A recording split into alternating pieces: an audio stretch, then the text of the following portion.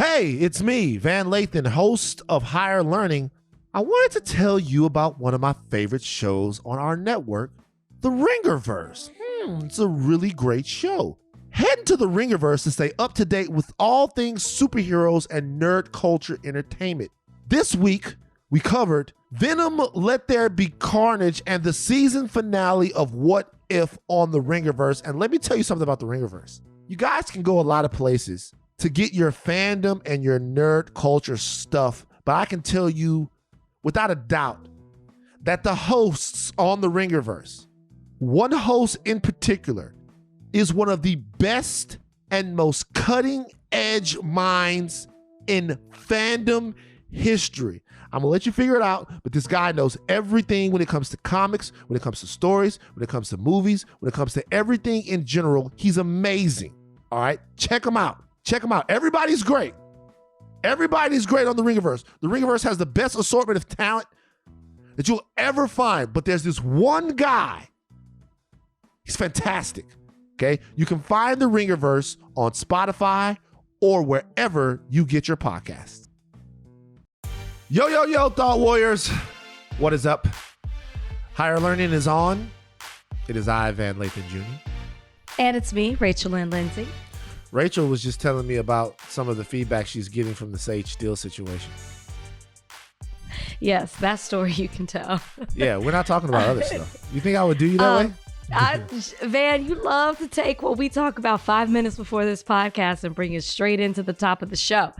Yeah, there are several Black women in my DMs saying to me, you shouldn't kick our Black sister while she's down.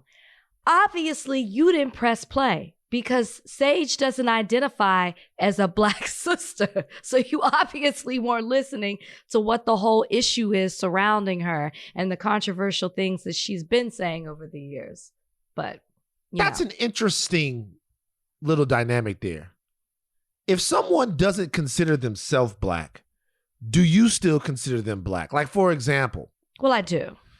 Camille, my friend. Camille Foster. Lord, I forgot. He doesn't see that. Says he's not Black. He says he doesn't want to be defined by his phenotypic traits. Tiger Woods once said he was it Cablasian? Cablasian?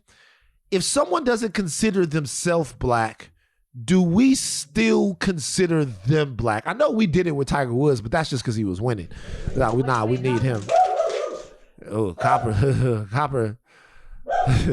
Copper a real nigga though. See, that's the thing. Said I said what I said. Mm-hmm. Hey, for people like Camille, I'm very curious. Now, there's always an option where you can check that you don't want to identify what your race is, you know, when you're filling out certain things. Yes. But at some point, you've got to identify your race. What does Camille do? I don't know, but I know that he is very strong in words. Like, strong. No, I don't mean it like that. I mean, like, he's strong with his words as far as like he emphatically believes that he is not Black. You know, what does he say? I'm a human being. I'm a father. He's a human being. He's a human being. He's a father. He's an American. He's all of those things. And you also Black. He says no. So to answer your question, if somebody doesn't consider themselves Black, but I see them as Black, they're Black. Okay. Now, what about people who aren't Black, but then consider themselves to be Black? A la Dolezal. Do you give her...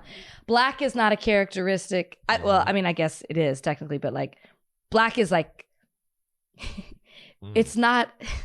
Let me figure out my words right for Rachel. How do you say your last name? Dolezal. I always want to say like Dolziak, Dolezal. Mm-hmm. She uses Blackness as like a trait, a feeling.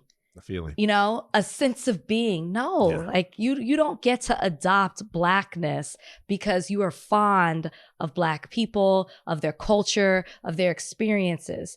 We're not caricatures. Sure. You know, you don't get to play Black. You don't get to dress up and do that. Right. And not live every day. Because any day you could say, you know what, I've had enough. Today I'm gonna be white. We don't get to do that. We don't get to peel off our Black skin and be something else. We don't. It is interesting, though. Do you think Camille is black? Yeah. Okay. I mean, I'm not going to call him black because he has a right to define himself with whatever he wants to. Camille gets to say, hey, I don't want to be black, and that's fine. You don't want to be black, you don't want to be black. I'm not going to. So if you were introducing Camille to someone and let's just say you were going to a restaurant and you're like, okay, it's me and my friend Camille and your friend, whoever, John, we'll say. And John's like, hey, I'm here first. And you're like, I'm 15 minutes late. But Camille should be there in 5 minutes. He's like, oh, okay, well, what does Camille look like? So I know how to tell him I'm already here. I know how to spot him. What would you say? I would say he's a black guy, but don't say that to him. I would say, hey, yo, Camille is black, but don't make any reference to that. Because he's got some really, really interesting. But look, I don't. This is my thing.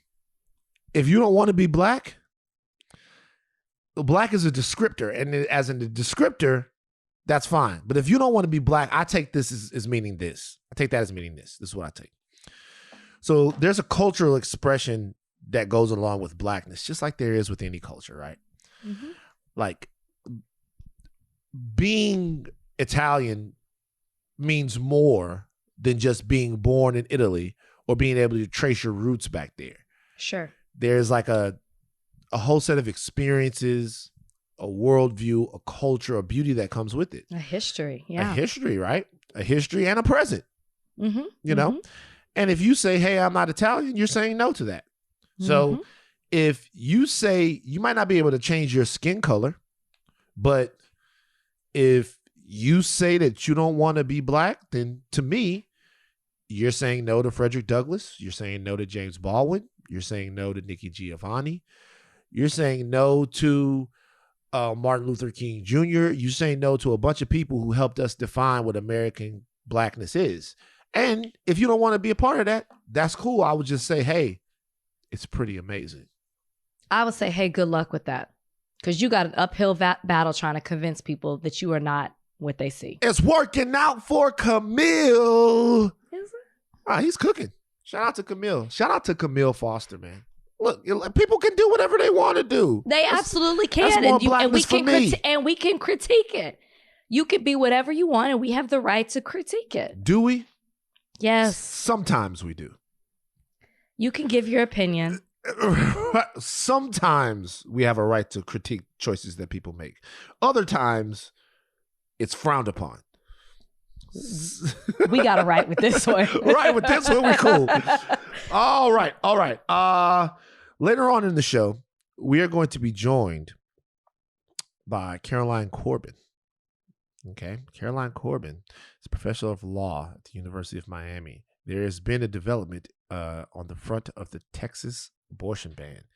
And rather than us fumble through it and fuck it up, we're going to let the constitutional law professor come on. And that's not to say that Rach couldn't do this. Rach is a lawyer.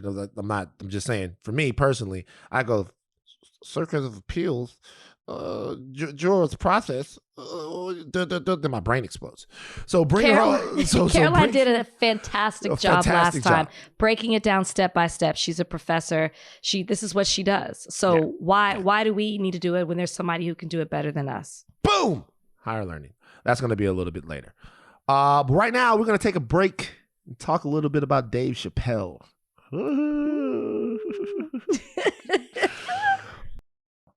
All right.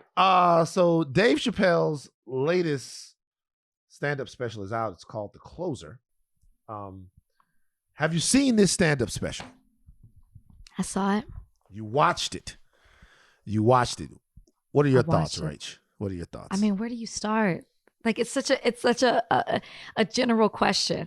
Can you ask me a direct question? No. Okay. Okay, I'll tell you my initial thoughts. What's your initial thoughts? I thought, oh my gosh, I'm so excited. Dave Chappelle's got another stand-up. I feel like I at least found out, and y'all know I'm always late to the party, like a week ago. So I wasn't even expecting it. So I was like, wow, Dave Chappelle's got this new material coming out. I'm geeked about it. It dropped, and I started hearing rumblings. I didn't see it the first day it came out. And I was like, well, Dave, that's to be expected. Dave can be a little controversial. And then I started hearing certain things. I was like, oh, he goes once again talking about the LGBTQ plus community. He's talking about DaBaby. Oh gosh, aren't we done with him right now? DaBaby. And then I was like, okay, I got to sit and watch this for myself. To be honest with you, I stopped watching it. Did you? Halfway through. Interesting. Okay. And I knew we were going to talk about it. So I finished the other half before this podcast. So you stopped watching it because you were so offended by it that you stopped watching it? It's not even that I was so offended by it. Once I finished it, it was like, okay, usually in Dave Chappelle stand-ups, he's making a bigger point, right? There's something the whole thing is him telling a story, and there's a big point that he's trying to make at the end of it. And I cut it off, so I didn't get there initially. So when I got to the end, I said, okay, he had a bigger point to make. I guess the problem with this one more than others is I'm glad I watched it rather than just reading tweets and reading certain articles, because there was some context that was missed in a headline, which if you listen to last week's episode, we told you guys, don't just read headlines. But what I think he failed to do this time is he talked about race. He talked about the LGBTQ plus community, but he assumed certain things that he just didn't fully explain. For example, talking about DaBaby, and he said, we were more concerned with his offensive comments to the community than we were the fact that he killed someone. And you listen to that and you're like, wow, why as a society are we more concerned with the fact that, they should either be equal or we should be outraged that he took somebody's life? And then you think, okay, maybe a lot of people don't know that. Then you also think, you research it, and it's like, well, he didn't just go and murder somebody. His statement is that he was defending his family from this person. So it wasn't like he intentionally just killed somebody. He had to defend his family, and he felt that there was a threat to where it was either him or them. So that kind of context was missing in some of the jokes and the points that he was making.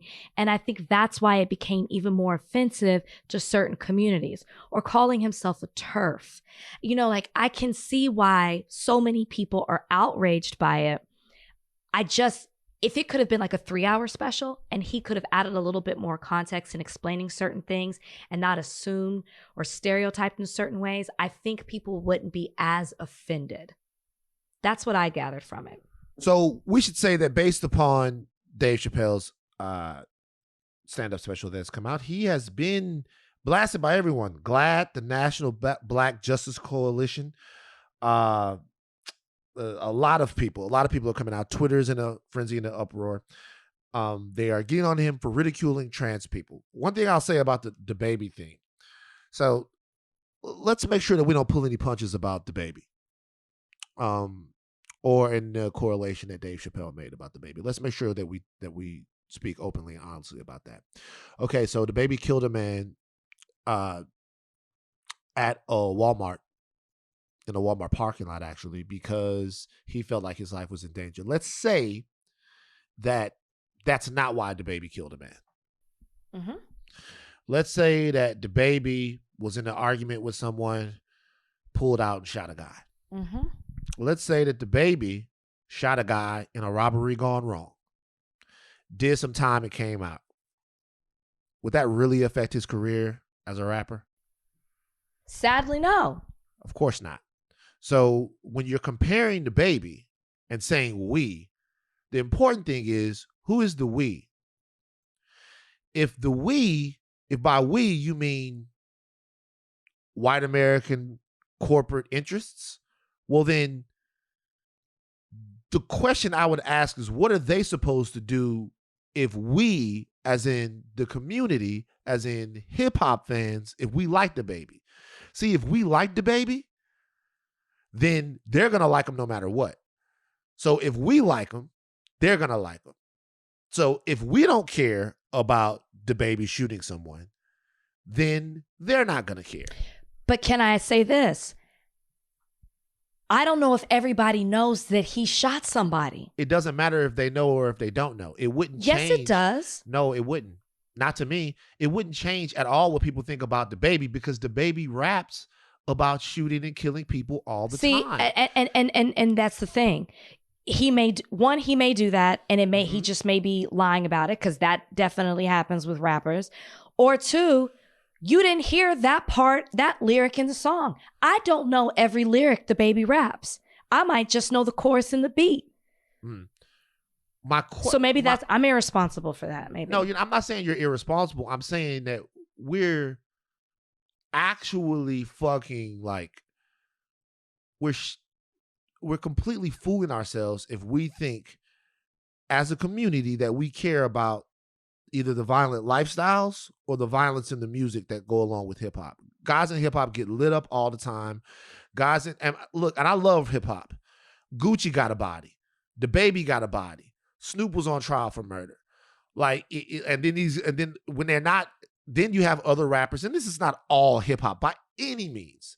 But what I'm telling you is these things aren't disqualifying factors in hip hop. They're just not.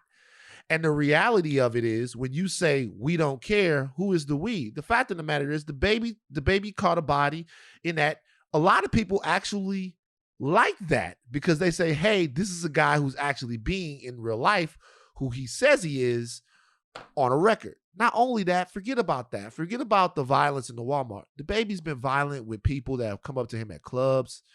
DaBaby's got an assault charge here and assault charge there. I'm not talking shit on him. What I'm saying is he comes from a certain place with a certain degree of trauma that he feels like he always has to defend himself. And sometimes in defending himself or in protecting what it is that he has, he's going to do whatever he's got to do, even if those things come off as offensive. I think what Dave Chappelle is missing, and I'll say this about the special in and of itself, the special was hilarious. It was very funny, right? A lot of the things that he said in the special, absolutely, I understand how people are going to be offended by them. And they should be, because he's trying to offend them. I think Dave Chappelle is still funny, but a lot of the... Yeah, of course. I think Dave Chappelle is still funny, of course, but a lot of things aren't smart. Because if you're indicting somebody about the fact that we don't care as much about who DaBaby killed, the people that you should be indicting are the fans of the music. Because what the gay and lesbian community, what they're saying is, hey, we have a standard for how we're going to be talked to and talked about. Yeah. Like, we have a standard. Don't cross us. Don't fuck with us. And the reality is that in hip hop, and me as a hip hop fan, I'll say this, I'll cop to this, I'm going to speak to myself. I haven't set a hard enough standard on the violence in the music. I haven't set a hard enough standard in the treatment of women in the music. I haven't set a hard enough standard in the homophobia in the music. We accept all that as part of it. So you can't castigate America for responding to a group of people who have said, hey, we are not going to tolerate being spoken to like this. Like, you can't be like, oh, you guys care about it. Nah, they don't care about it when we do it, because, to be honest with you, we don't really care about it. And the reasons why we don't really care about it, true. In my opinion, the reason why I can't get mad at DaBaby when he's rapping like that is because I know too many DaBabies. I know too many DaBabies who are guys just like that, and I hoop with them.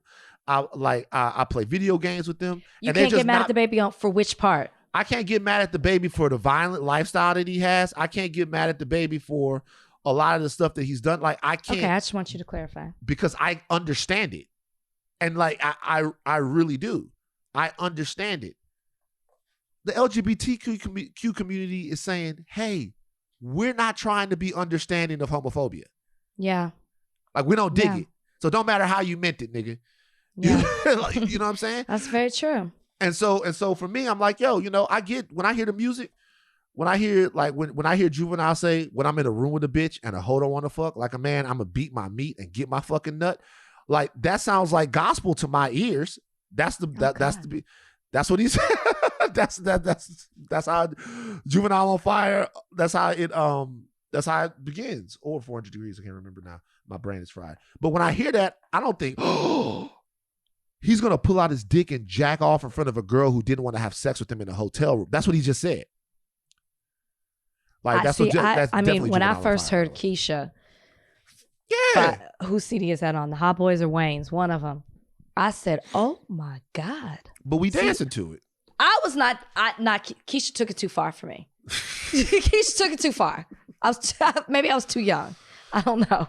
So if we come back to Chappelle, okay, and so he told a very moving story in a special about a transgender friend of his who he had a really amazing experience with in San Francisco, who then killed herself.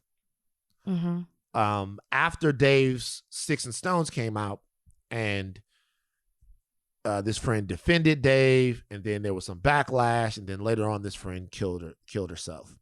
And Dave Chappelle says he can't be sure that the friend killed herself because she was getting dragged on Twitter, but it certainly didn't help. And that struck me more than anything, because his overall point, I guess, in telling these stories was that he wants to get to a point to where we can laugh together. And after we've crossed the threshold of being able to laugh together, then perhaps we can get to a threshold where we're all human and nobody's punching down or nobody's punching anyone. We're all just laughing at each other, right? The thing that struck me about it was that his friend committed suicide, which is something that runs rampant in the trans community, because of sentiments that Dave is talking about or espousing on his stand-up special. Like, in the stand-up special, Dave says, hey, gender is real. Gender is a very real thing. He's putting concrete around a discussion that trans people are trying to have with America, and they need America to take part in the discussion. And when you don't take part in the discussion and you say, hey, this is real, this isn't, what you're feeling is this, it's fine, whatever, but this is what it is. When it's so concrete and it's so, like, when you sterilize it like that, remove the human empathy from it or remove the humanity from it at all, that forces people, in my opinion, into little corners where they feel like this world just isn't for me. Like, listen, like Dave Chappelle, everybody loves Dave Chappelle. He's up there. He feels like this. You know what? I just got unlucky. This life isn't for me. I'm out. And so I wonder, and I wonder this about everyone who is like Dave. I just wonder if he gets it, because I don't think Dave Chappelle is not a bad guy. Like, he's not a bad dude, because he's always been this way. But I just wonder if in this particular instance, if he's actually getting it. You don't think he got it? No, I don't. I don't think he gets it. I don't think he gets it. I don't think he gets, when I say gets it, I don't think he gets what needs to happen here. I think that things have passed him up. Like, that stand-up special, God rest his soul, that stand-up special is stuff that I would expect my father to say. Like, I think that you have to be dedicated to evolution. And the real thing is, Dave Chappelle, it doesn't fucking matter what you think about gender. It doesn't matter what you think about it. It doesn't matter. No, it doesn't fucking matter what you think. Who cares? All right, you think that's that. Who cares? What gives you the right to get on the stage and give a sermon about somebody else's life? I love Dave, and I was highly entertained by the special, even though there were cringeworthy moments that were all over the place. I love Dave. I understood he gave it to everybody. He gave a little bit to the LGBT community, a little bit to us, the Black community. He gave a little bit to the Jewish community. But I don't know. You know, when it got to the end and he told the story, and you see him I feel like he kind of gets choked up and he's like, I'm not ready to talk about it. I felt that he blamed himself a little bit for what happened to his friend. And I felt like the only way that he could, I don't want to say make himself feel better. Or I guess it's like move on or take it in, or I don't know, just like deal with it, was to continue in the way that he's always done, to make it seem like the jokes that he was making, the point that he was trying to make at the end of this were okay, because then he doesn't feel that guilt from his friend that committed suicide. That's what, I don't know if that's the greater point that he was making, but in the end, I felt like that's what he was trying to do. If he succumbs to public pressure and the criticism that he's getting about it, it almost makes what happened to his friend his fault. Do you understand what I'm saying? Not really. Okay. Yeah. In my head, I'm looking at your face. In my head, it's making sense. It's almost like he's taking up for his craft, and his friend believed in what he was doing. Mm-hmm. Didn't get offended. His friend, who's transgender, didn't get offended by what he was doing because he understood that it was all a part of the art form. Mm-hmm. Then his friend became subjected to the same criticism, if not worse, being a person of that community, got subjected to that same criticism and couldn't handle it and ended up committing suicide. Mm-hmm. I think for Dave, this is what I assume, to be able to handle and deal with that tragedy, he almost had to keep going in that line of defending the art form to justify his actions. Do you understand what I'm saying? I do. Okay. So this is what I would say. I am assuming that's what he was doing. This is why I appreciate the space that Dave Chappelle is occupying. Mm-hmm. Like, I appreciate the space where you get on a stage and you just go, hey, these are the jokes that I have. Really, the joke that I really didn't think that any comedian would ever tell would be the couple of Jewish jokes that he told.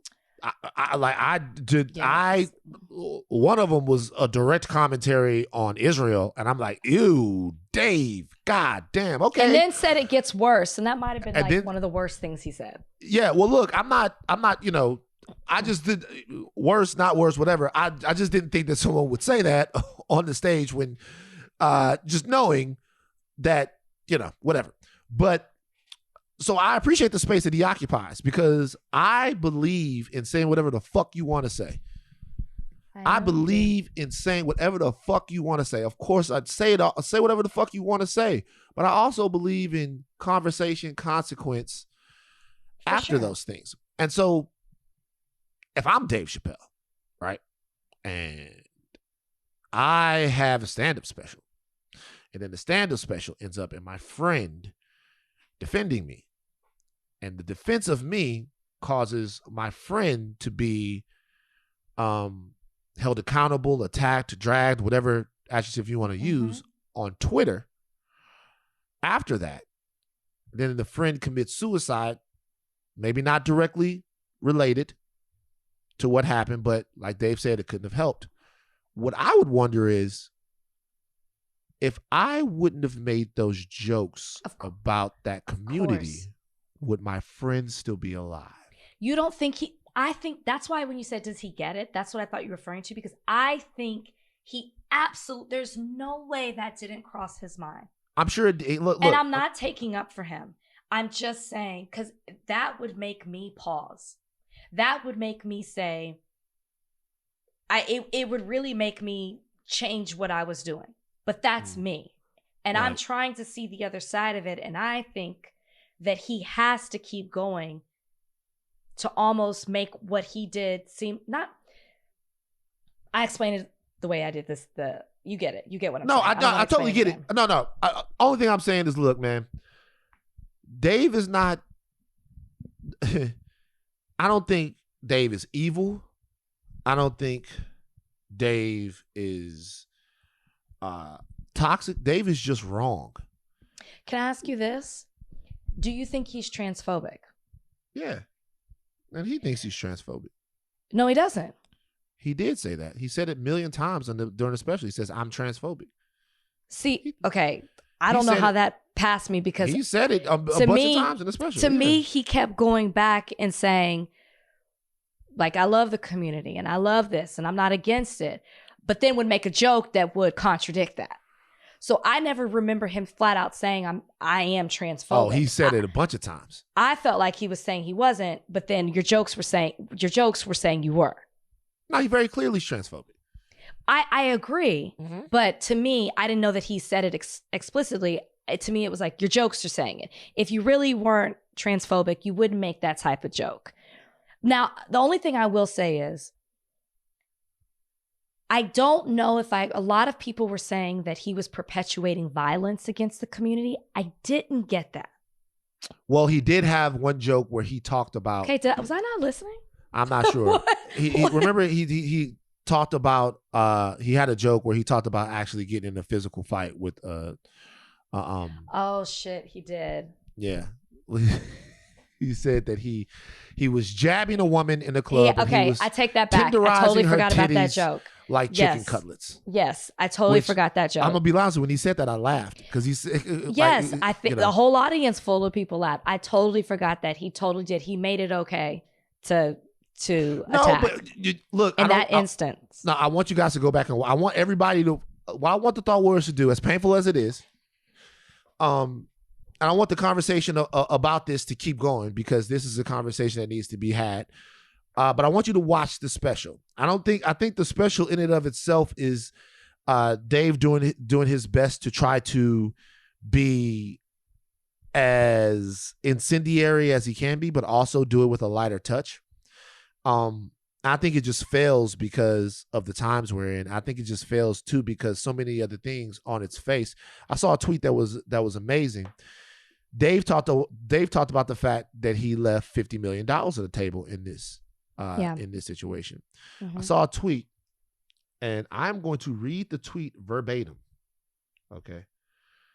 And I really thought, to be honest with you, that it was an absolutely amazing observation. It is from At the Gates of Mel on Twitter. Melanie Dion, great follow on Twitter. She said, Dave Chappelle left $50 million on the table, left his whole family behind, and hid out in Africa because a white man laughed too hard at a nigger joke that he told with the express purpose of people laughing at it. Is that true? Yeah, of course. Yeah. I didn't know that's why he ended up leaving and going to Africa. Yeah, okay. Yeah. Watch his Oprah interview. I will not believe that he doesn't understand the issues with his specials. So that's what true. she's saying That's a is great point. Dave Chappelle understands that, being a person in America that is oft assailed means sometimes it's hard to laugh with people when they're talking about you.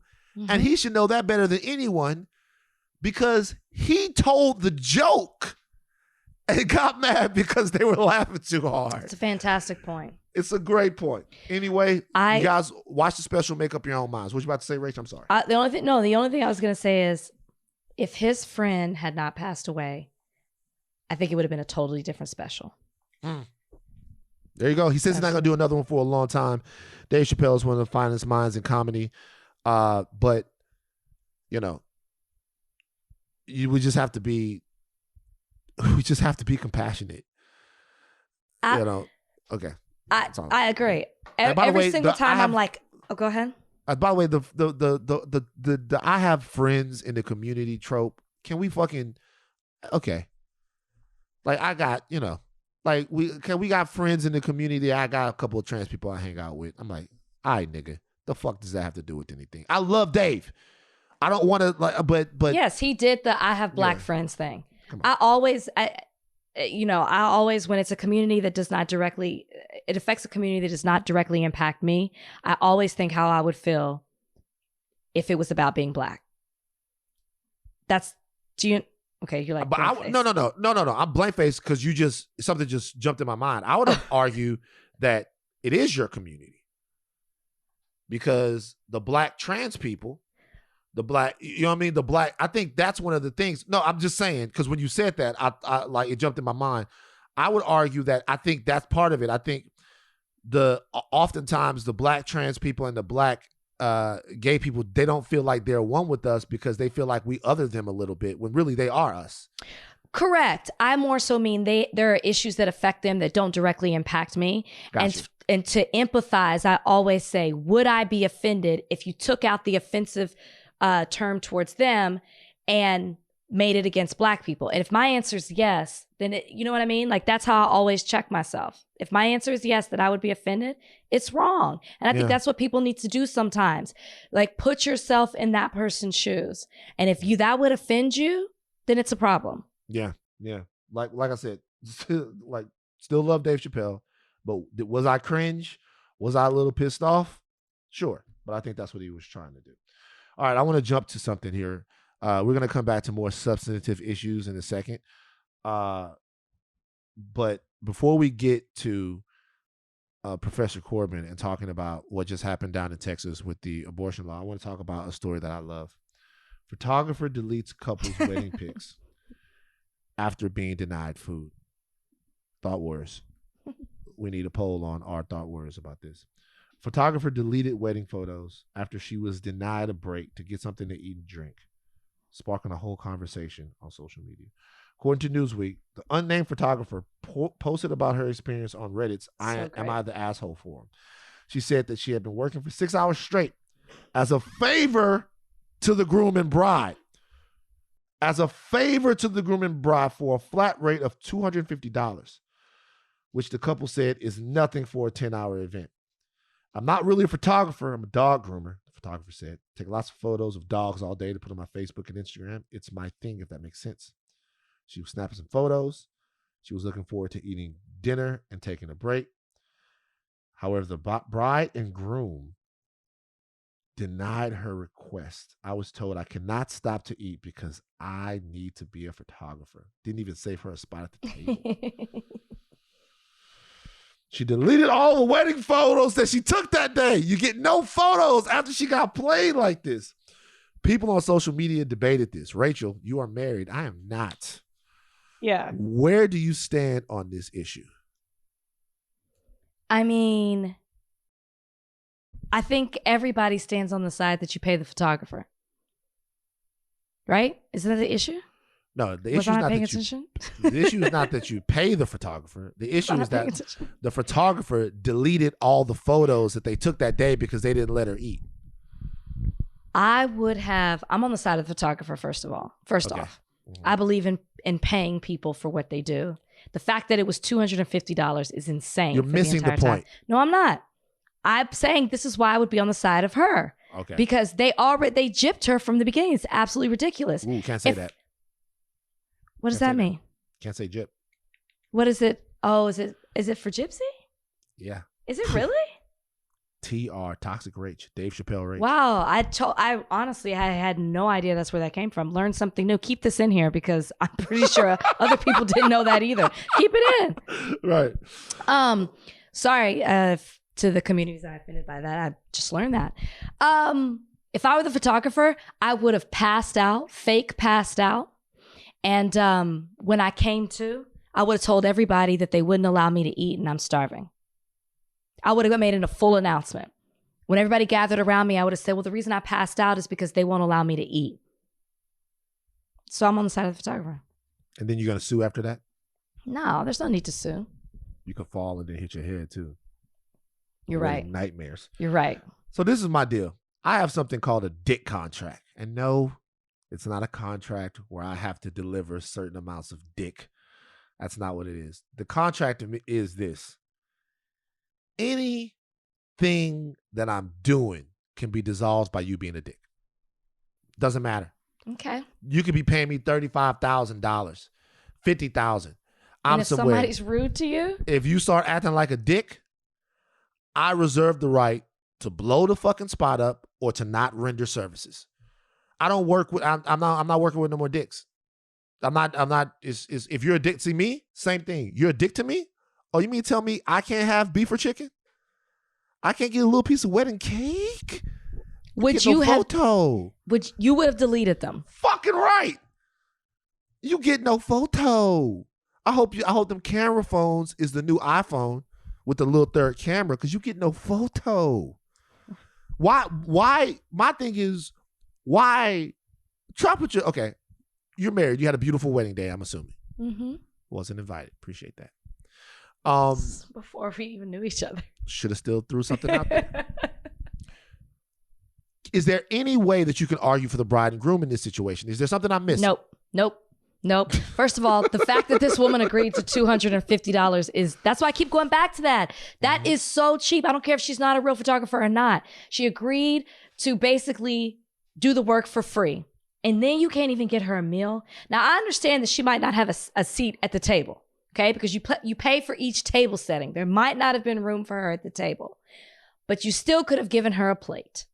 That is absolutely ridiculous. Absolutely ridiculous. I can't find any reason why this is okay. Have we heard from the bride and groom? I haven't seen it. If we have, I'm sure they'll, either they have or I haven't seen it, or they'll come out of the woodwork soon. On a level of 1 to 10, how petty is the photographer? I'm going to go with 3. Slightly petty? Slightly petty. I'm going to go with 3 because I really don't think it's that petty. Oh, see, I have another rule in life. And this is another rule in life. You guys, if you don't take any rule away from me, take this one rule. This is the rule. Oh, it's fuck me? No. It's fuck you. That's the number. I'm the nicest guy. But see, if it's fuck me, it's not fuck me. That's what you only think it's fuck me. It's actually fuck you. And I'm going to show you right now. I don't think it's petty at all. You know what I mean? I think it's petty. Gino McLaughlin told me that. I told Gino we were in an argument. Gino said, I said, man, fuck you, nigga. He was like, well, it's fuck me? Well, then it's fuck you. And then we both laughed as friends. So we are going to take a break, and we're going to come back on the other side of this break with Caroline Corbin, professor of law at Miami University, to talk about the recent developments on the Texas abortion ban. Come back on the other side. We promised you guys that if there was a development in the fight for women's reproductive rights in Texas, that we would update you. But with an expert, Caroline Mala Corbin, who teaches law at the University of Miami. Her accolades are too long to list. She was fantastic the last time we talked about this Texas law, and we decided to have her back to shed light on what just happened. There's been a development in Texas. Would you mind telling us what it is and what it means? Yes, but first, just a very brief reminder of what's going on in case people sure, of course. People up. Such a professor. Sorry. But I will try not to be a long-winded professor. You're great. So basically, Texas passed a completely unconstitutional law.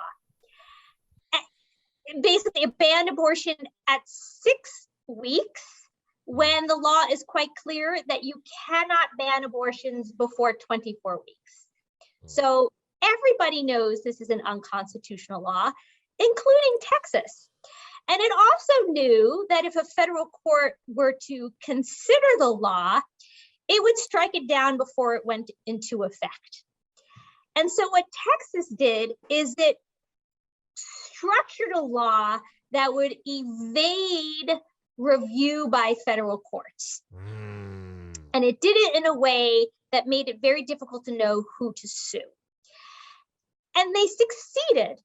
So the clinics and providers sued to prevent the law from going into effect, because that's usually what happens when a state passes a law and it's blatantly unconstitutional. Before it goes into effect, they're sued. Federal courts look at this law and say, this is blatantly unconstitutional, you cannot enforce it. But because of Texas shenanigans, it did go into effect.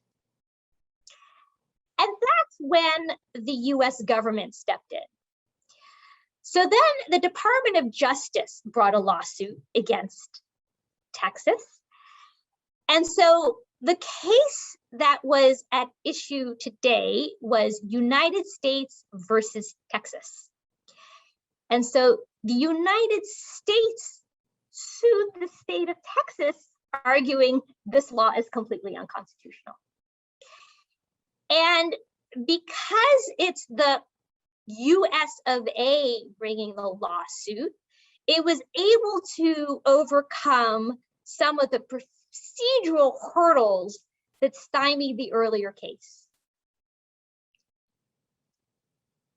Okay, so part of the what Texas had done is it had so one of the requirements of a lawsuit properly before a federal court is that you have the right people suing and the right people sued.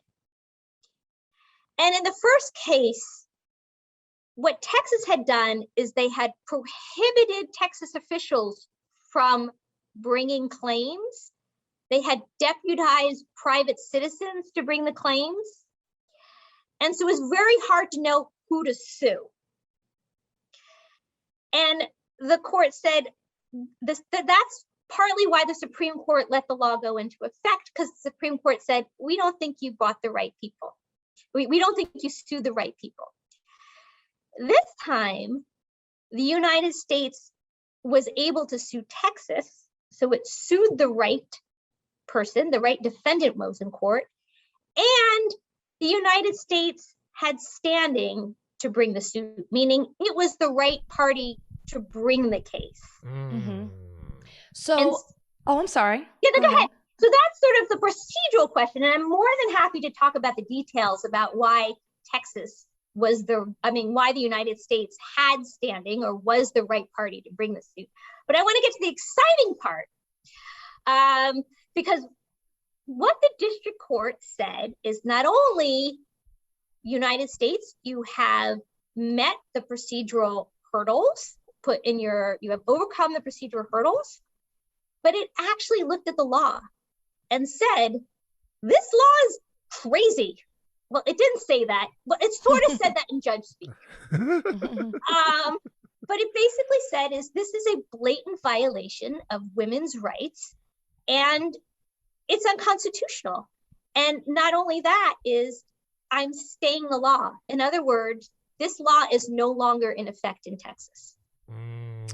Which is a victory if you're pro-choice. So I want to ask the next question. Naturally, people are saying, okay, this is kind of a temporary fix at the moment. So what's next? Okay. So yes. So this decision is good. There's good news, there's bad news, and there's more bad news. Oh. Okay. Damn it. Damn it, Caroline. Right? So the good news is what you just pointed out is abortion is now available again to the women of Texas after 6 weeks, and that is major. But as Rachel kind of made clear, it's temporary. And the reason it's temporary is because the federal court that decided this is sort of the on the bottom of the hierarchy. There are 3 levels of federal courts. I'm sorry, I'm being professorial again. There are 3 levels of federal courts. The district court, which issued the decision. Then it goes up to the Court of Appeals, which is the 5th Circuit. Mm-hmm. And they can reverse the district court's decision. And then above that is the Supreme Court. So the first bad news is that this case is going to go up to the 5th Circuit. And the 5th Circuit is a stunningly conservative court. And they're well known for their hostility to reproductive rights. And so while abortion is today available again, once the 5th Circuit Court of Appeals considers the case, they may say, I'm sorry, we are removing this stay, and the law goes back into effect. What do you feel like? I'm not asking you to play the psychic here, but just from your guess, would you guess that that's likely to happen? Yes. Again, maybe not. Right. I mean, I don't think it's hard to emphasize how unusual what Texas did. One person described it. This is another person, not me, because as a professor, perhaps I wouldn't talk this way. It's basically like giving the middle finger to the rule of law. because it structured the law to avoid scrutiny by the courts. And so it knew it was unconstitutional. And yet, it's not just that it passed it knowing it was unconstitutional. It passed it trying to avoid a federal court from ever being able to get to the point and say it's unconstitutional before it went into effect and harmed all the women of Texas who no longer have the security of having access, legal access to abortion. So it goes to the Court of Appeals, and let's just say, hypothetically, the Court of Appeals sends it back, right, to the state of Texas, or they say that it is constitutional or whatever decision it is that they make. Okay. Yes. And my question then is, does it ultimately then go back to the Supreme Court? So what the Supreme Court punted back to the state of Texas ends up right back in their court again? It may well go to the Supreme Court, because once a decision is made at the Fifth Circuit level, the losing party can appeal to the Supreme Court. But what is important to understand about the Supreme Court is that it doesn't necessarily have to take every case that is appealed to it. So there could be a request for the Supreme Court to hear it, but they might say no, because there are thousands of people who want the Supreme Court to review the decision they got in the Court of Appeals, but the Supreme Court only hears 90, 80, 100 cases a year. So there's no guarantee that it will take the decision. That's if it goes through normal channels. There's also emergency applications, which is another sort of route to get to the Supreme Court. I don't know exactly how this case will unfold.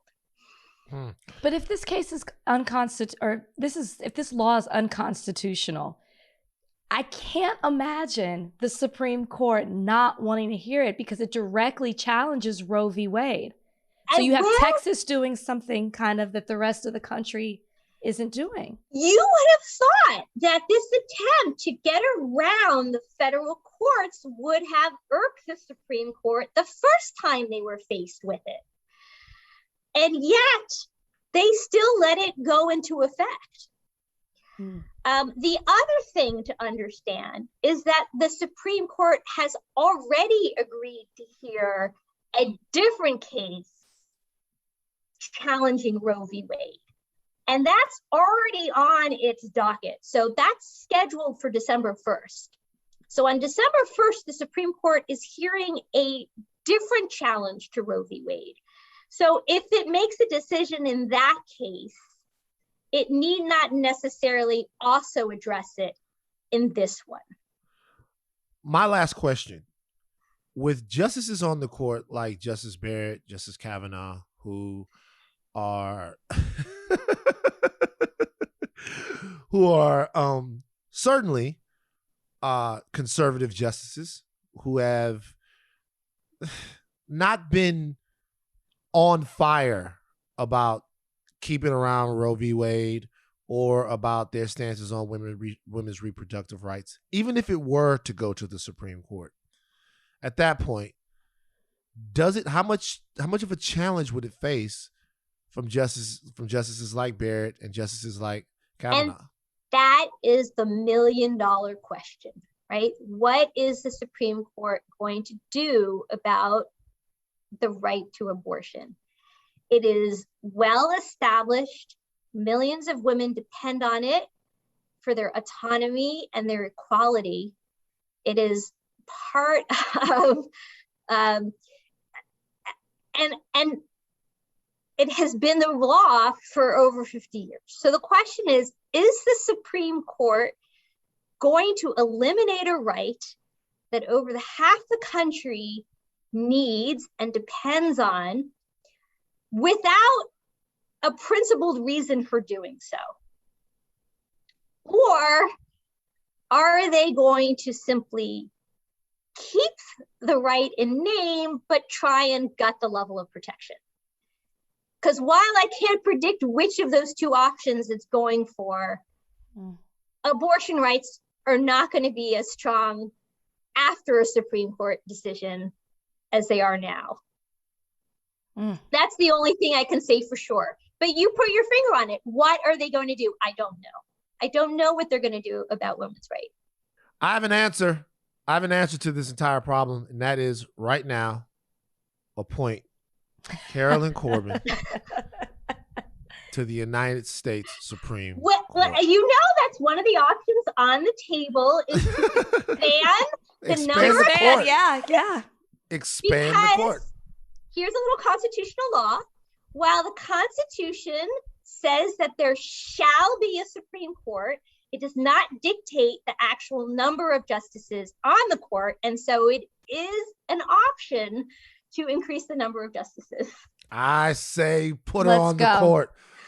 Put Caroline Corbin on the court. Thank you so much. Yes, thank you for stopping helping by. us make heads of Always a pleasure. We're going to be pestering you every time we need some stuff. It's great because of you forced me to actually look at the decision. There was one point that I wanted to make that I didn't get to. There's a nasty provision of the law that says even if you provide an abortion while it's legal because you've declared it unconstitutional, if a court above you later says, actually, it's not, like actually it reinstitutes the law, you can still be liable. I didn't say that well. Oh my God. No, we definitely need to get that.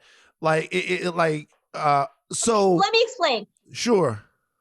Because the district court has stayed the law, many of the clinics of abortion are getting back to work and providing women with abortions even after 6 weeks. But they're doing it at risk to themselves because there is a provision in the law that says, even if the abortion is legal at the time you perform it, if the next court above you then reinstates the law, you are liable for that abortion after 6 weeks. My God. So those clinics are trying their best to provide health care to the women of Texas, knowing that the Fifth Circuit might well reinstate the law, and they once again become on the hook for providing health care to women. I'm so glad you made that point because that's something that people really need to know. Yes. And that was in the original law. That is in the law. They thought about everything. They thought about everything. Jeez. Yes. So sinister. It's nasty. My God. Well, thank you, Professor. Yes, we definitely need to get that in. Yeah. Right. Thank you very much. We appreciate you joining us today. We'll talk after the Fifth Circuit gets it. Yes, we will. Thank you. That was started off good, but then the ending kind of got bleak of that situation right there. The Texas, I thought, I don't know. I thought it was better news, but she said, I have good news, I have some bad news, and I have some more bad news. Right. Well, it'll be interesting to see what the Fifth Circuit does. Gotta keep fighting. Is your dad on that? No, my dad, well, she gets a little shade towards the judge. Your dad's remember she was like, there's the bottom of the hierarchy. God damn. So there's 3 levels. So my dad's a district judge. And then from there, you get appointed to Fifth Circuit, which governs both our states. And then Supreme Court. So he can't do nothing to help us? He can't, no, not unless it fell in his court. But then again, like this judge in Austin, it fell into his court. And now it's going to be appealed to the Fifth Circuit. Got to be honest with you, I'm a little disappointed in the judge here. I'll be sure to relay your sentiments to him. Yeah, tell him we might have to postpone the fishing trip real quick. I'm looking for. I was looking for his support on this issue. Tesla is going to pay a black man $137 million. He's sued for racial discrimination. Federal jury in San Francisco ordered Tesla to pay a former black contractor $137 million. His name is Owen Diaz. Yes. My only problem is that I wanted his name to be a little blacker. No, stop. Owen's black. I'm not saying he's not black. Of course, we got the Afro-Latina situation, Latino. But I like it when a nigga wins a suit like this, I like for his name to be Jeffrey Jenkins Jr. because it just makes it. Gotta keep the junior. It just makes it a little more egregious. Tesla had to pay Melvin Jackson Jr. $137 million. My question to you is this, based upon this. He was working at Tesla, and he had to, and then now they're going to pay him. He said that he was called by the N-word. He's called the N-word. He was told to go back to Africa, and that employees drew racist and derogatory pictures that were left around the factory. God damn, Tesla. What the fuck? For over a year. For over a year, this is going on at Tesla. This is in fucking Northern California. Shit. Fremont. Free. Exactly. Fremont. Diaz said he complained and that nothing was done to stop it. Okay, $137 million for Owen Diaz. Have you ever experienced workplace racism? No, not like that. Really? Also, I really hope, I'm going to address that, but I really hope that that he gets that money, because they're definitely going to appeal that decision.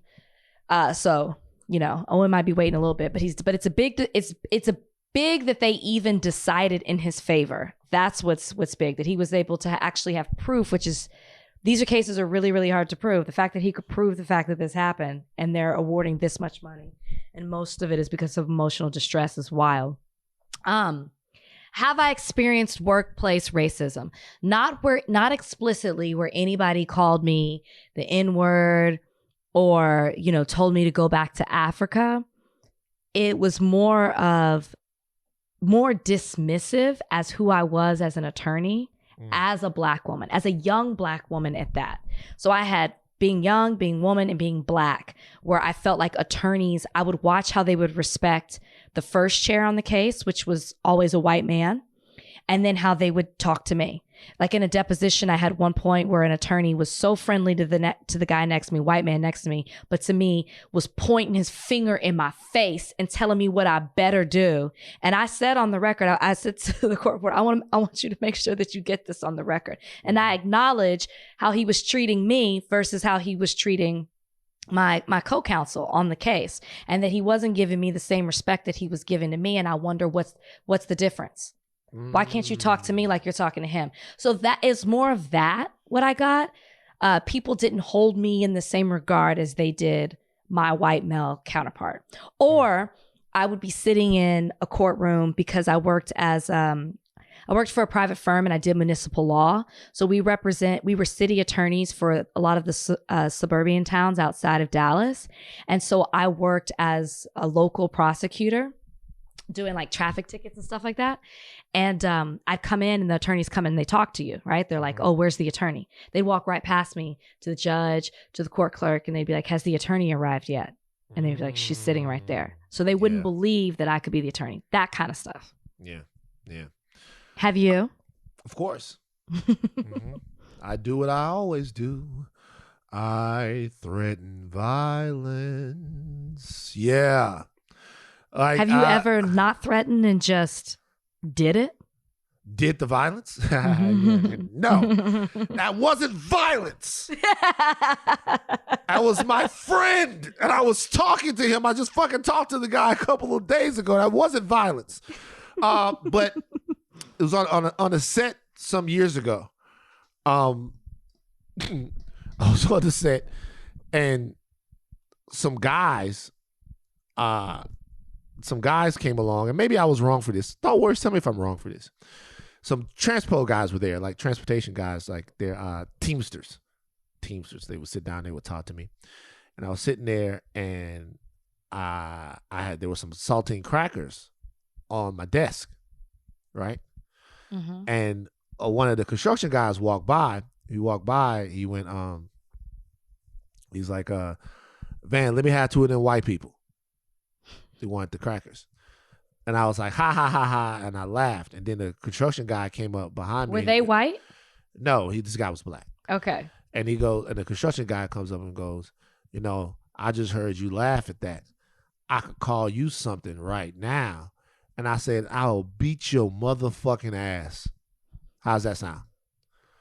I said, go for it. I said, I'm going to beat your motherfucking ass right here in front of all of these people. I bet you won't. And then he ran over. He ran away? No, he ran over to the supervising producer and brought the supervising producer back over here. My blood pressure didn't go up a tick. I was like, she was like, Van, are you threatening people with violence? I was like, he threatened to call me the N-word. Yep. He threatened to call me the N-word. I'm letting you know. And I said this for anybody in earshot. If I get called the N-word on this set, I'm going to bust your fucking ass. I was only 23. I would have made a joke probably these days, but yeah. So those workplace racism, an N-word threat to me is racism on the workplace. And of course, Of course it is. I've never even been threatened. Now, I'm not saying I'm sure I wasn't called something behind my back, but right. I've never had explicit racism. Then there was the notorious TMZ Suge Knight N-word thing that I think we've talked about on here. Which when the TMZ put the poll up whether or not black people should be called N-words or African Americans. Yeah, we have not talked about this, and I do not know this. Okay, so look, we got back in the day, this guy that's Adam Sandler's pal said the N-word at some bar in Santa Monica. Who knows? White people flip out and say the N-word once in their life. They all go crazy. Just whether or not we get it on camera is our luck. And when he said it, when they got him after that, he said that he had been hanging around Suge Knight, and Suge Knight gave him permission to say the N-word. Oh. His name is Peter Dante or something like that. One of Adam Sandler's. I'm sure if you search hard enough, you can all find a black person that'll give you permission. Sure, of course. Sage Steele. But anyway, so that video comes out, and then Harvey puts the video in the post, writes the story up, and at the bottom of the post on Fridays we do polls, and he goes, which word should black people be called? Like African Americans or niggas? He said that? I don't know. I didn't actually see the poll itself. I only got those were the only two options. Oh yeah, that's what Suge Knight. And which one won? We talked to Suge Knight and got Suge Knight. And Suge Knight said, this is what Suge Knight said. It was based on the Suge Knight thing. Suge Knight said, I don't want to be called an African American. He's like, I would much rather be called a nigga. That's what Suge Knight said. I'm a nigga, not African American. And so then we did a post like, should African Americans or niggas? I like, and so I was off on Monday's show, and this went up over the weekend. Everybody hit me up. This is years ago, maybe like 2015, something like that. Everybody hit me up. And so when I got back in the office that Monday, I fucking let them have it, all like in the office and on TV, and everybody was so freaked out. They're like, Van, we're gonna give you an open forum on television to talk about all of it. I call Harvey stupid to his face on the show, and good for you. I went out, but look, it didn't matter. I was still working for TMZ, which I did for like 4 more years after that. So whatever it happens. But yeah. I didn't get no $137 million, though. Good for Owen. Good for Owen.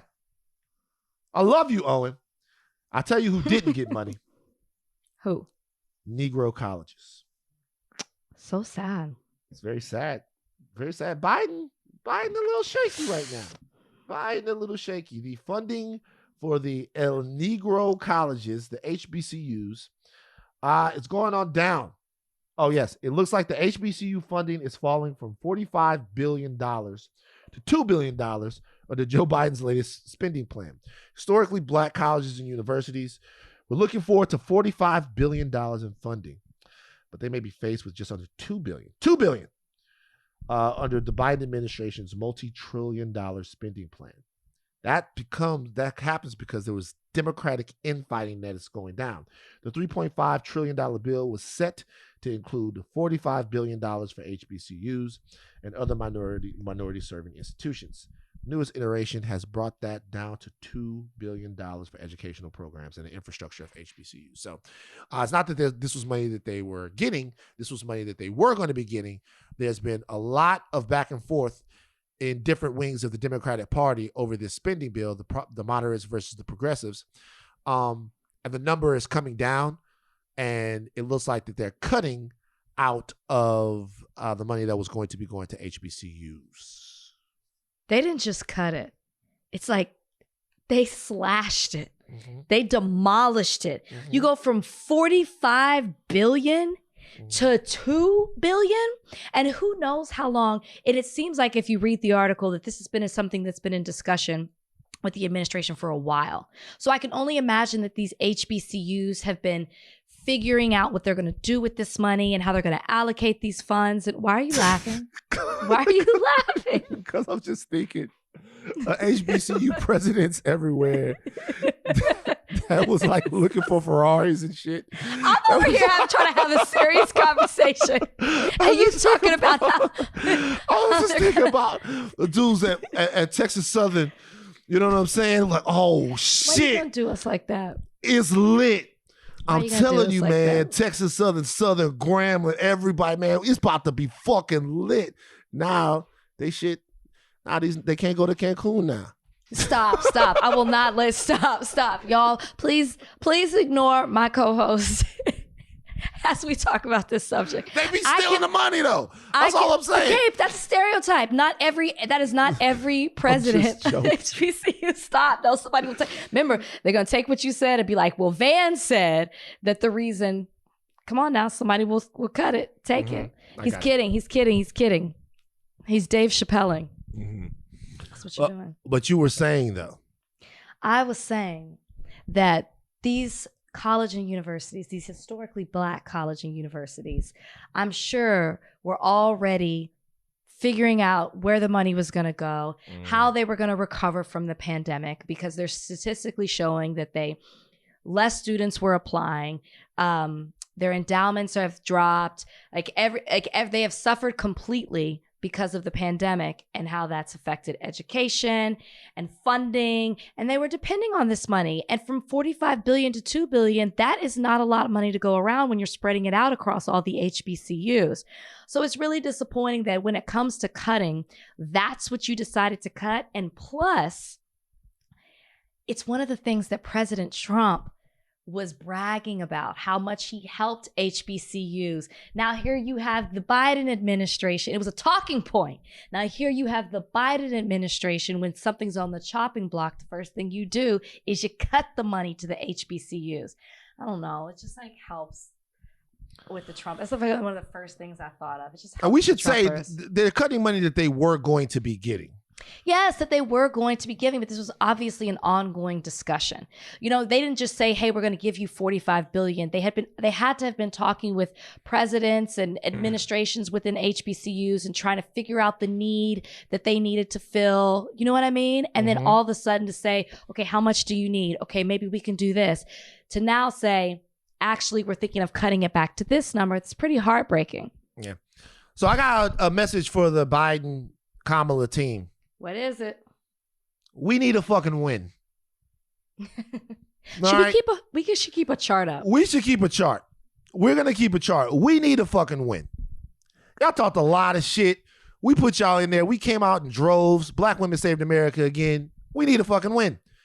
I saw Cory Booker on there talking about the child tax credit. I looked it up. That's not something specifically for Black people, although it does help Black children. It helps all children. Fantastic. I'm going to be completely forthright right now. All the stuff for Black farmers is amazing as well. I'm going to talk directly to them, though. I'm talking about on the issues that get Black America moving. I am not downplaying anything that can be done for Black farmers. Black farmers have lost millions acres of land over the course of this last century. Not downplaying anything. I'm saying Black people need a big, shiny win. Big, shiny win.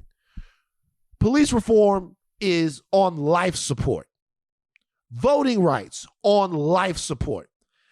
And when you need to cut some shit out of your goddamn spending bill, you didn't cut down to 10 or 15 billion. You went down to 2, and the schools are paying for it. Okay? It's people from them schools that went out and got y'all elected. We need a win. Y'all fucking up. I'm not going to be long-winded about it. People don't want me to be long-winded. I'm not going to be long-winded about it. We need a win. This is fucked up. I tell you, I'll be honest with you. I'm about to start getting on your ass. I'm going to be real with you. I'm about to start getting on your motherfucking ass. All right. I hope you guys didn't think I saw this. 18 former NBA players charged with defrauding the NBA's health and welfare benefit plan. And I will just be forthright. One of these players is Glenn Big Baby Davis, who is my cousin. I don't know anything. I haven't spoken to Glenn about this. I don't know the ins and outs of this. This is not something I will not cover. This is not something we will not talk about. More information will be forthcoming. He is my family. And so I want to make sure people know that I am aware of the story. I reached out to Glenn earlier. I've never known that guy to have one crooked bone in his body. So I'm sure there is something to be said here. And when it's said, I'll talk to you guys about it, but I'm not ignoring it. He's my cousin. So I just wanted to go ahead and put that out there. There's other players involved, Darius Miles, Sebastian Telfair, a couple other people, and there are all kinds of allegations. Some well-known names there, Shannon Brown, Ruben Patterson. If you follow football, these are some Jamaria Moon, Will Bynum. These are guys that you might have heard of. So football or basketball? Excuse me. If you follow basketball, I'm sorry. If you follow the NBA, these are guys you might have heard of. So I'm not ignoring it, but I'm telling you, obviously with a situation like this, I'm going to want as much information as possible before I talk about it. Here's the wild thing about this story. Wild. 18, I think it was around 18 NBA players have been indicted. Yes. Or named in this or charged with this, indicted. Yet none of the doctors have been charged or named in this. Isn't that wild? You know what that means? They're the ones who told. Glenn is innocent. Oh, that's what it means right there. Glenn is innocent. He didn't do it.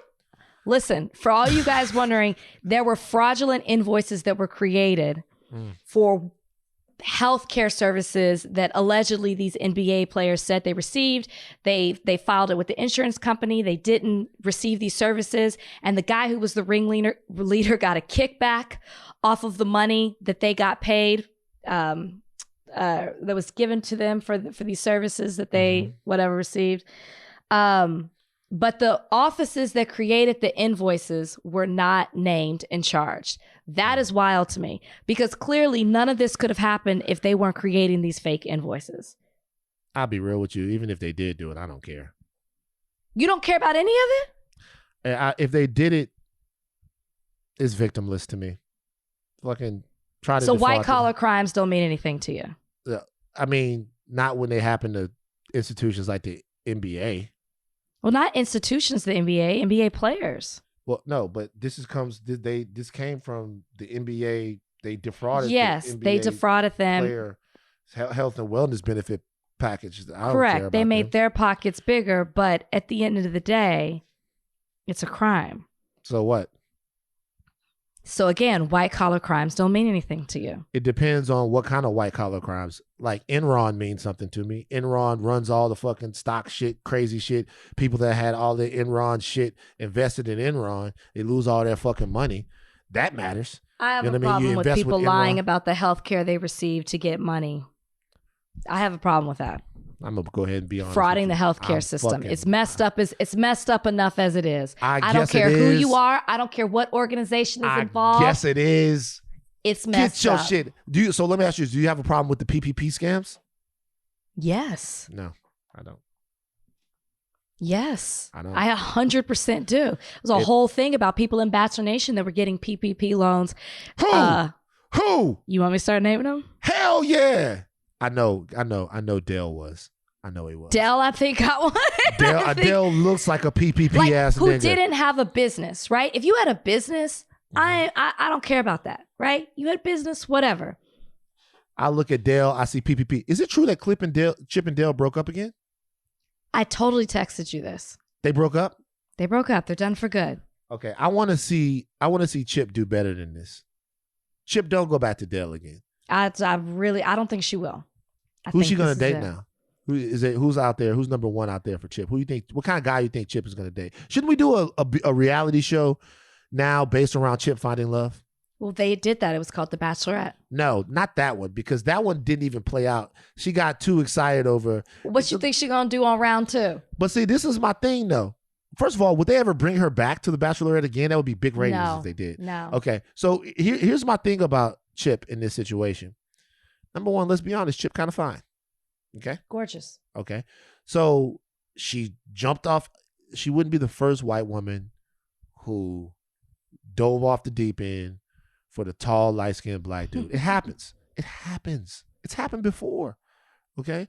So my thing is, we want to see her find love. We could fucking care less what happens to Dale. PPP Dale, Party City's hiring. He'll go out there. He'll be in the photo shoots. It's fine.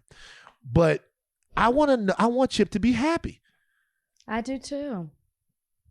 But she's not going to be happy. A lot. She's dealing with a lot. Like her mom's health is failing. She's dealing with a lot. So, we want her to take her time, take care of herself. And when she's ready, we can talk about it. But for now, she got to stay away from Dell. All right. Mailbag time. Sorry, Chip. Mailbag time. Time to read your letters and then we'll reply to them. Oh, it's mailbag time. Write us with your queries and we'll chime in. From Sunshine A12, if you had to drink one thing other than water for the rest of your life, what would it be? Orange juice. What kind of orange juice? I used to. What kind of orange juice? I really like any kind. I was somewhat preferential to the Walmart brand back in the day. Oh. But now I'm too special Bougie? for that. So we get like Simply Orange. Love a Simply Orange. Pulp? No pulp. Hate No pulp. pulp. Okay. Hate pulp. What about you? This is tough. Probably Red Bull. Jesus Sugar-free. Christ. Sugar-free. Oh my God, Rach. You be turned up around this bitch. Red Bull, sugar-free, or Kool-Aid. It's going to be one or the other. Kool-Aid. Let's have a Kool-Aid party, the four of us. Okay. And what does that mean? We're just, who makes the best Kool-Aid? You don't know? You never had a Kool-Aid party before? No. This is what a Kool-Aid party is. It's two ways you can do it. You make 2 pitchers of Kool-Aid. Okay. 1 pitcher of Kool-Aid spiked, 1 pitcher of Kool-Aid not spiked. Oh. Or or if you have people coming over to your house, and this is dubious for people in college, but you pour actual cups of Kool-Aid, but you don't tell people which cups of Kool-Aid have alcohol in them. You don't think people can taste? Sometimes they can, but the cups, you can taste it when you're drinking it, but you don't know when you're grabbing it. Got you. So okay, we'll do a Kool-Aid party if we really do a bachelor watching party. Bachelor watch party, Kool-Aid party. Okay, cool. Let's go next question. Come on. Well, that brings me to my next question. This is from S. Riddle 5454. Now that Rachel's season is on Hulu, would you guys ever recap it on the pod? Yep. Nope. I sure would. Nope. We're not doing it. I would love to. I'm not about to come on here and be a joke every single podcast. Complete with interviews with the guys and the whole nine. I'm willing to do Bill. I'm willing to do a separate pod. Bill, Juliet. I'm turning in my 2 weeks. I'm willing to do a separate pod. Like a rewatch, People have a batch seen rewatch. it. Nobody's gonna listen to it. They'll come for us, baby. I'm turning in my 2 weeks. I'm giving my 2 weeks notice. The day that gets green lit. All right. They would love for you to do that. I would love to. Complete with interviews. One more. This is from justamber.nc. What are or would be your couple's Halloween costume with your significant other? So Van and Kalika, Rachel and Brian. I don't believe in it. We've never. Oh no, I was a Playboy bunny one year. And he was Hef? And he was Hugh Hefner. Degrading. Jesus This Christ. is a few years ago. Degrading. You're like, oh my God. A few years ago. What the fuck is going on over there? I look back and not my best moment, but It happened. It's on social media. I'm not gonna hide from it. We don't do that anymore. We don't do that. Yeah. We don't dress up. I don't even know what we would do. That's not happening. For many reasons. That's not happening. All right. That's enough. That's enough mailbag for right now. It's a lot of reasons. You done? Yeah. Yeah, that's enough We done. mailbag. Ally of the week. So we don't have an ally of the week, but we do have a praise report. I like this. I love it too. Orlando Brown, who used to be on, what was he on? That's So Raven? That's Orlando So Brown was Raven, on? yeah. He struggled with drug addiction for a long time, but it looks like Orlando Brown is doing a lot better. He's clean, and he's now a Christian rapper. I think he was on Family Matters too. Wasn't he I'm not sure. Little Reggie's friend? Was that his name? He might have been. He's done a lot of stuff in the little as a child actor. And he was out there bad for a long time, had some really, really, really bad moments. But he's out there now. I'm not sure which is being worse, a drug addict or a Christian rapper.